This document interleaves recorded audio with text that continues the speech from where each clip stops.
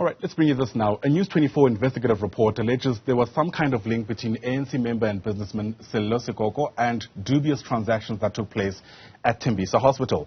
That report also says whistleblower Babita Deokaran had allegedly flagged these payments 3 weeks before she was assassinated. Sekhokho has pushed back against some of what's been said, in fact denying in some instances the allegations in the report. He joins us now in our studios for more on his response. Good morning, sir. It's great to have you on the program. Thanks so much indeed for making time. Good morning to you and morning to the viewers out there. So you released your own statement in response to what News 24 has written about. Part of what you're saying is that what you told them has been misconstrued in some instances. So let's take this in bite sizes if we can, just to make sure everyone is following. As a start, is it true that you do have 3 entities that were billing one government institution, that's Tembisa Hospital, at the same time? Yes, it's true, and it's not at the same time as it is alleged. Look, I think we need to maybe set the record straight that I've been doing business with Department of Health since 2016 and even to date. So it can be correct that it's at the same time that you are doing the billing to the institution. So yes, I'm a business person. There's nothing dubious that I'm doing. Like any other person, I do business legitimately. When you say it's not at the same time, what do you mean by that? Because my understanding is that there was a particular time period that, for instance, Babita Deokaran was also looking at, we're told. In that time period, several payments were meant to be made, and she flagged them. Among the list of entities, I think it's about 217, they say, there were 3 entities that are apparently linked to you that were expecting payments at that particular period. Look, there's normally a backlog in relation to payments in the departments. But of course, if you do business, you at some point you are delayed to get payment, and maybe they pay you after 3 months or so. And when by the time they pay you, the other invoice already it has been waiting for payment. So it can be that it is at the same time that you are doing business and you are getting paid. And I want to also put it on record that I was not even aware that my companies were investigated until some journalists mentioned it recently that were you aware that you were under investigation? And I refuted that I was not even aware that I was under the investigation. Sure. And we'll speak about your involvement now that you've been aware. Okay. As a start, I mean, you speak about maybe there were delays in invoices being made. Yes. Some time has passed since, this article has been written. Are you saying you haven't been able to get to the bottom of how it is that this has happened? Look, these are last year invoices. Yes. Which happened somewhere around, because we have rendered service around June. And there was delay in terms of payment till we wrote an email, which I'll share with you before I leave you, that we have not been paid. And it's a norm that in government, it's normally they take 30 days, it's a practice to pay you. Then after that, you get worried as an entity that I'm not paid. Let me check what's going on with an email. And then that's what happened at that time. Okay. The payments, I guess, is one part of the discussion. Yes. The other part is about there being 3 entities that are linked to you that do business with Tembisa Hospital. You're saying that's unusual and shouldn't raise any suspicions? No, it shouldn't raise any suspicion in a sense that I'm doing business. Maybe let me start by saying I'm not only doing business with Tembisa. I'm doing business in Gauteng, in Limpopo, and in the Northwest, including KZN.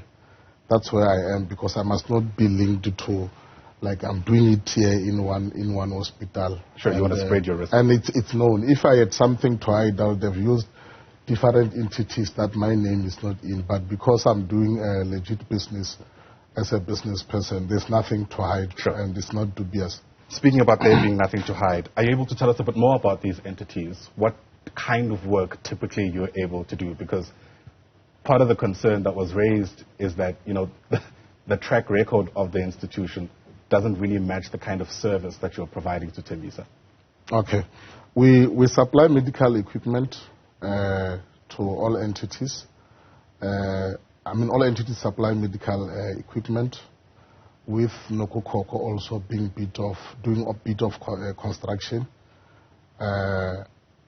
Yes, in relation to Kaizen as well and Wolanoto, they are also in the same medical space. I think one of the issue or question that was raised was that you don't have a website whereby you could be able to see. But companies are selected through CSD, that they randomly select and send you the RFQs. And we reply to RFQs that are sent to all of us. And then it's up to the institution to say the pricings are fine or not fine. Then they send us POs and we render the service. How long have you been supplying medical supplies through these institutions? I've been supplying medical supplies since 2016, way before COVID, and before we could even know that there will be COVID that is going to come. So I've been doing business with the institutions way long before. It's not something that I've started it yesterday. Sure. And those records will be available? Yes, to show that those records are available since 2016. So from that time till about when these were flagged, you have been essentially giving medical supplies for about 4 years or so. You'll correct me if I'm wrong. Yes. If we do the maths. And in that period, you were able to get contracts worth about 2.3 million rand. It's not contract. These are RFQs. There's a difference between RFQ and a contract. A contract is something that you are given a contract for 3 years. An RFQ is an RFQ that is sent to multiple companies, and those companies replies to an RFQ. So now, with Sekhokho, because it has been there before other companies, yes, it has been dealing with medical equipment since 2016, Kaizen 2017, and Wolanoto 2018, 2019, somewhere there. So I'm not sure, but I have those records, which I'll share them with you before I leave here. Yeah. Yes. Okay, but what I'm getting to is whether they're called, contracts or RFQs, as you say. Yes. You were entitled to 2.3 million rand if everything was approved from these payments. Is that correct? Yes, is correct. But given the fact that you've been supplying medical supplies for less than 5 years. No. To what he has raised in relation to the article and the invoices around that time, yes, that will be around 2.3. With keeping in mind that you hadn't been supplying medical supplies for more than 5 years, that also to you doesn't necessarily sound suspicious. No. Look, I've been supplying medical equipment since 2016. Sure. Yes. So when you say keeping in mind that 5 years you have not been supplying, which 5 years are you talking about? I'm saying you haven't been doing that for at least 5 years, and already you were able to get invoices that are worth 2.3 million rand. That, to people perhaps outside of the industry, may raise eyebrows, and this is an opportunity for you to clarify why you don't see anything suspicious about that. It may raise eyebrows, yes, you might be correct, but the pattern or the time the invoices were sent is not the same time.